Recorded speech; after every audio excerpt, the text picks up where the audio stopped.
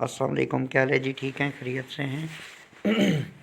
Gold के next week specially Monday और Tuesday के जो एनालिसिस हैं मेरे पॉइंट ऑफ व्यू से वो कुछ यूँ हैं कि लास्ट वीक गोल्ड ने जो लो लगाया वो ऑलमोस्ट 2877 2877 का लो लगा।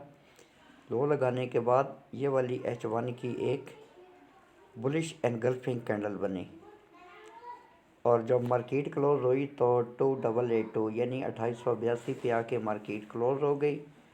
अब मंडे वाले दिन अगर प्राइस मज़ीद डाउन आती है तो नेक्स्ट इसकी जो सपोर्ट है 2873 2873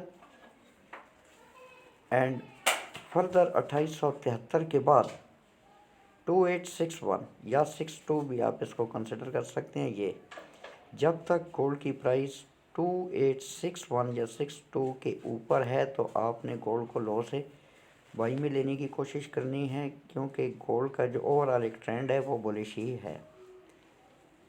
गोल्ड को मैं डाउन तब कंसिडर करूँगा जब 2860 के नीचे कोई H4 की कैंडल क्लोज होगी, तो फिर हम ये समझेंगे कि अब गोल्ड का जो ट्रेंड है ये बियरिश हो चुका है।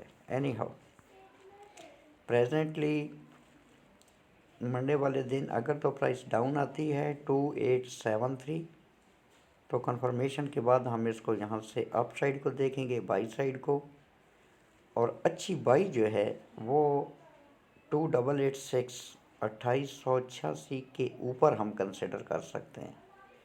अब मंडे वाले दिन अगर मार्केट ओपन होती है और प्राइस ये वाली रेजिस्टेंस 2886 इसको अप साइड को ब्रेक और रीटेस्ट करती है या अप साइड को होल्ड कर लेती है तो 2886 पर हम अपनी एक बाई ओपन करेंगे। अपना स्टॉप लॉस जो है वो हम 2875 जो है ये वाला सेट कर देंगे।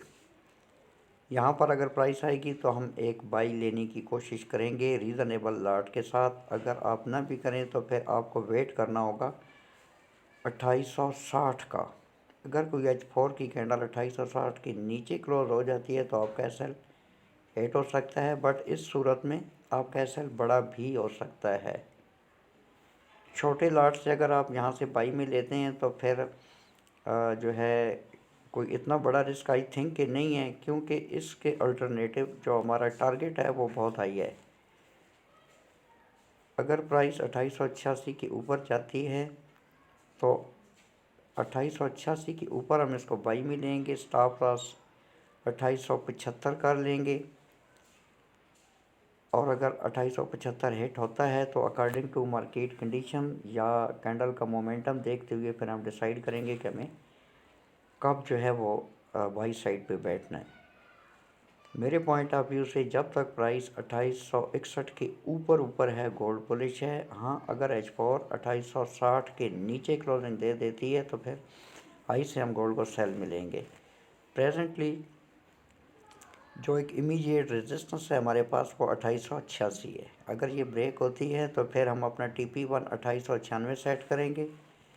फर्दर अगर प्राइस अप साइड को जाती है तो फिर 2908 ये हमारा TP2 और 2918 TP3।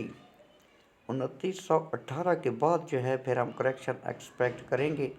अगर तो 2918 से हम सेल करते हैं तो फिर 2908 और 2896 2886 डाउन साइड को हम इसको देखेंगे। अगर price 2918 next week upside को ब्रेक करती है तो नेक्स्ट फिर 2928 के बाद 2934 और ऑल टाइम हाई जो लगा हुआ है वो 2942 या 43 का है। ये वाला वंस अगेन जो है ये हाई टेस्ट हो सकता है। ये उस सूरत में कि अगर प्राइस 2886 को अप साइड को ब्रेक करती है और फिर इसको अप साइड को होल्ड करती है। तो अगर ये वाला एरिया डाउन साइड को प्राइस ब्रेक कर जाती है 2886 तो फिर नेक्स्ट वीक जो है वो 2861 भी हम देख सकते हैं, और 2861 के बाद 2852 फिर प्राइस जो है इसको हम डाउन में लेंगे। जब भी हाई लगेगा तो हाई से हम इसको सेल में लेंगे। अब थोड़ा सा इसके सपोर्ट और रेजिस्टेंस जो है ये मैं आपको दिखा देता हूँ ताकि आपको पता चले। जैसा कि आपको मैंने बताया कि 2886 इसके ऊपर प्राइस जाती है तो हम गोल्ड को बाई में लेने की कोशिश करेंगे। TP1 2896, TP2 2908 होगा। ये हमारी नेक्स्ट रेजिस्टेंस है। और अगर ये भी ब्रेक होती है तो फिर 2918, 2918 के बाद 2928, 28 के बाद 34 और 34 के बाद 42 ऑल टाइम हाई। मुख्तसर सी वीडियो बनाई है। सिंपली आपको मैंने जो सपोर्ट्स या रेजिस्टेंस हैं वो एक्सप्लेन किए हैं। प्रेजेंटली जब तक प्राइस 2861 के ऊपर है गोल्ड जो है ये बुलिश है, और मैं इसको बियरिश तब कंसिडर करूँगा जब कोई H4 जो है वो 2860 के नीचे फुल बॉडी के साथ क्लोजिंग देगी। तो आई होप कि मेरे जो नेक्स्ट वीक स्पेशली मंडे और ट्यूसडे की एनालिसिस हैं ये आपको समझ आ गए होंगे। टेक केयर, अल्लाह हाफिज़।